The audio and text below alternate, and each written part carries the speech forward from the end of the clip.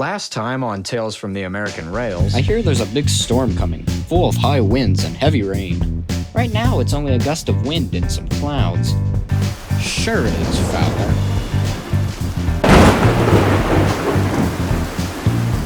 I'll get you the breakdown crane right away.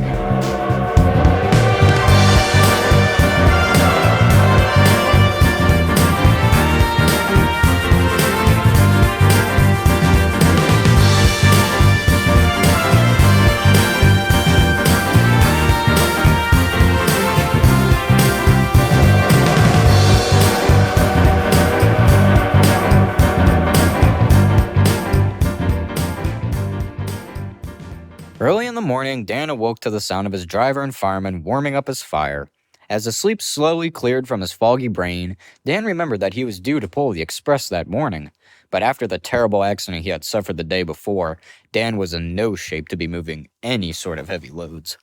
Ugh, I don't think I can even pull the express today, Fowler.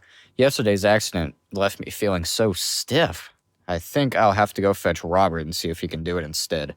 Hey, no worries, Dan. Let me take care of that. You can sit back and relax for the day. Thank you, Fowler. You are a true friend. And Fowler chuffed away happily, leaving Dan to drift off into a comfortable nap. It was nearly midday before Dan's slumber was interrupted by the sound of Robert trundling past the sheds. Oh, hey, Rob, wait a minute. Aren't you supposed to be pulling the express? The express?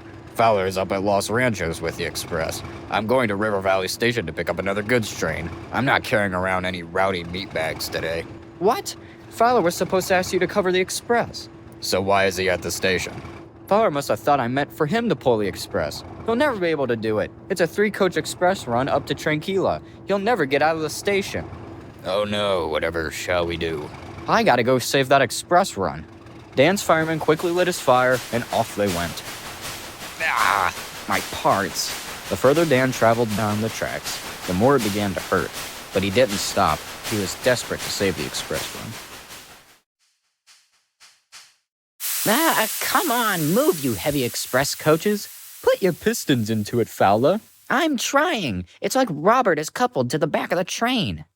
Just then, Dan sputtered into the station.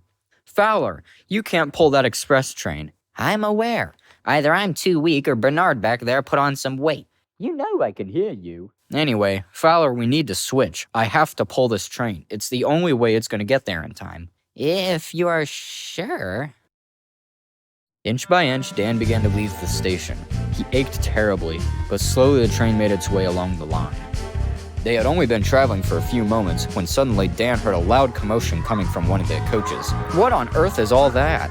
Dan's driver wheeled round looking shocked. Oh dear, it seems there's a woman whose water just broke. She's about to give birth to her child. Oh my goodness, we gotta get to the next station right away. Dan tried his hardest to accelerate, but the further he went along the line, the worse the pain got. And his pistons, wheels, and inner mechanisms began to fill with agony. I gotta try.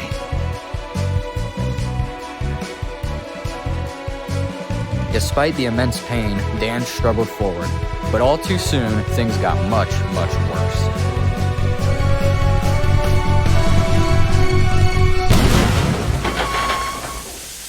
Your piston and cylinder, they've cracked. And like that, the entire train came to a screeching stop.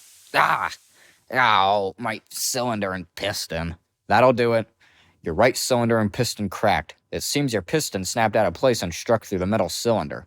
Well, what does all this mean? It means we ain't going anywhere. We're stuck in the middle of the line. We'll have to send out for another train. We can't, though. There isn't time.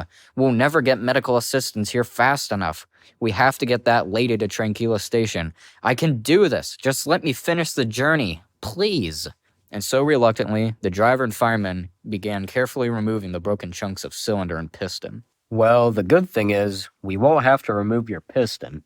The bad thing is, it ain't gonna work. You're gonna have to run on 3 wheels and a single piston if you want to make it home. Fine, just let me get these people home to Tranquilla. And so the firemen restarted Dan's fire, and they set off once again.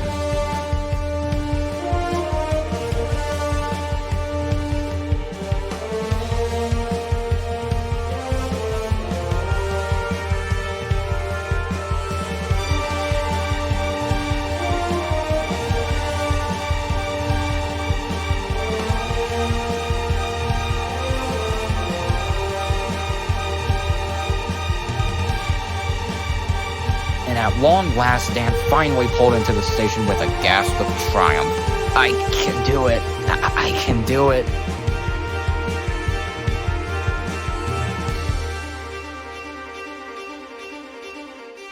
I've done it.